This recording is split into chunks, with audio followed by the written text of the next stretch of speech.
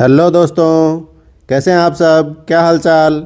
दोस्तों, इस वीडियो में हम कक्षा 10 के पाठ्यक्रम में जो शब्द रूप निर्धारित हैं उनका एक अध्ययन करेंगे।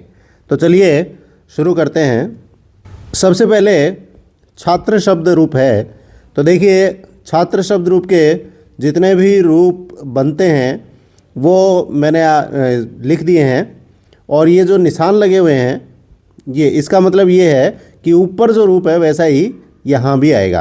तो आपको 2 बार इनको याद करने की आवश्यकता नहीं पड़ेगी। आप ध्यान रखेंगे ऊपर वाला ही यहाँ पर भी है। जैसे ये छात्राभ्याम है तो लगभग ये तीनों रूप एक जैसे ही होते हैं, ये दोनों रूप एक जैसे होते हैं और ये दोनों एक जैसे होते हैं। तो इनमें से आपको एक ही याद करना है, बाकी आप ध्यान रखें कि एक जैसे ही रूप हैं।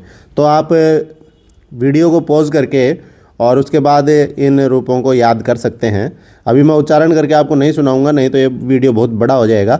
आपको जो रूप नहीं आते हैं वो आप इसमें देख सकते हैं, वीडियो को पॉज करके उनको याद कर सकते हैं। यदि कि इससे संबंधित आपको कोई भी प्रश्न हो तो आप कमेंट बॉक्स में लिखें, मैं उसका उत्तर आपको ज़रूर दूंगा। आगे बढ़ते हैं। हरि शब्द। तो हरि शब्द इकारांत पुल्लिंग है, इसके रूप आप याद करें। उसके बाद पितृ शब्द है। अब पितृ शब्द में कुछ ध्यान रखने की चीज़ें हैं, वो मैं आपको बता देता हूँ। जैसे ये जो पितृन है, इसमें री दीर्घ है। तय के नीचे जो री लिखा हुआ है ये दीर्घ है। ऐसे ही पितृनाम में भी री दीर्घ है। इन दोनों चीज़ों को आप ध्यान रखें। उसके बाद आगे बढ़ते हैं। गौ शब्द है। तो गौ शब्द में ओकारांत ये पुल्लिंग और स्त्रीलिंग दोनों में चलता है, तो इसको आप अच्छी तरह से याद कर लें। अगला शब्द है गुरु।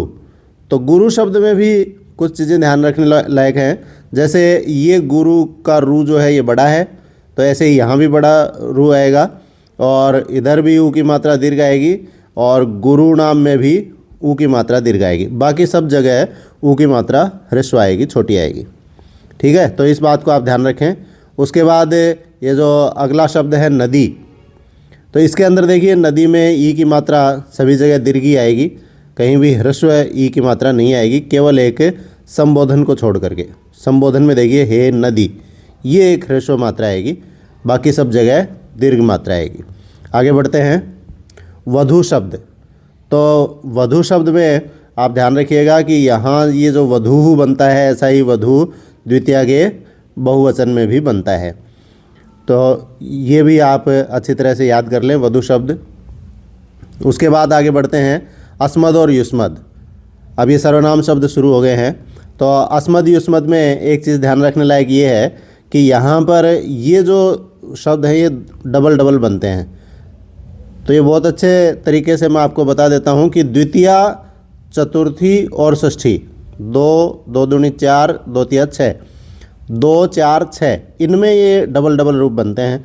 तो इसमें आपको केवल इतना याद रखना है, यहाँ माँ बनता है, फिर नौ न है और इधर में नौ न है, में नौ न है। ये तो एक जैसे ही हैं द्वितीय और चतुर्थी के।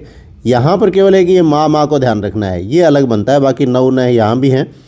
और बाकी जो शब्द हैं जैसे ये माम, महियम, मम, इनको आप अच्छी तरह से याद कर लें साथ में। अब देखिए, मम में एक चीज़ ध्यान रखना है कि इसमें हलंत नहीं आता है। मैं ये कई बार बच्चे गलत कर देते हैं। तो मम जो है इसमें कोई हलंत नहीं आता है। मय्यम में है हलंत आता है, यह पूरा आता है। तो ये आपस में जुड़े हुए हैं, है हलंत है, यह पूरा है। ऐसे ही युष्मद शब्द में भी त्वा वाम वह, ते वाम वह और ते वाम वह, ये डबल डबल बनते हैं। बाकी आप अच्छी तरह से इनको देख लें, याद कर लें। आगे बढ़ते हैं। सर्व शब्द है। तो आगे ये जितने भी सर्वनाम शब्द हैं ये सभी लगभग एक जैसे ही हैं। तो एक आप याद कर लेंगे, सर्व शब्द को याद कर लेते हैं अच्छी तरह से तो सारे याद हो जाएंगे। अब देखिए, ये सर्व पुल्लिंग है, उसके बाद सर्व स्त्रीलिंग है और ये जो सर्व नपुंसकलिंग शब्द है इसमें केवल ये एक पंक्ति आपको याद करनी है, सर्वम सर्वे सर्वाणी। द्वितीया में भी ऐसे ही बनेंगे, सर्वम सर्वे सर्वाणी। और उसके बाद तृतीया से लेकर और सप्तमी तक पुल्लिंग जैसे ही रूप चलेंगे नपुंसकलिंग में। ठीक है, आगे बढ़ते हैं। सर्व स्त्रीलिंग हो ही गया। अब अगला रूप है तत्। तत् भी सर्व की तरह ही चलता है। तो इसमें भी वही है, नपुंसकलिंग में तत्तेतानी, बाकी पुल्लिंग की तरह तृतीया से शुरू हो जाएंगे। उसके बाद यत शब्द है तो इसमें भी वही सिस्टम है।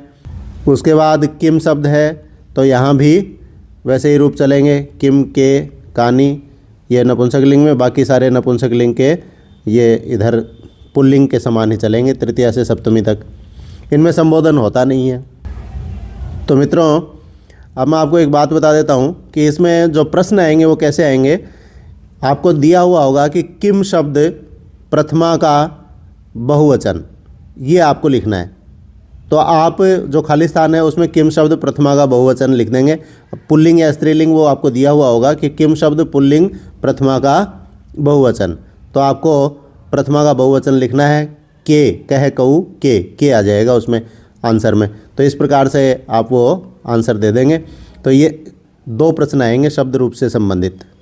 और भी कोई आपकी क्वेरी हो, कोई प्रश्न हो तो आप पूछ सकते हैं कमेंट बॉक्स में। जय हिंद, जय भारत।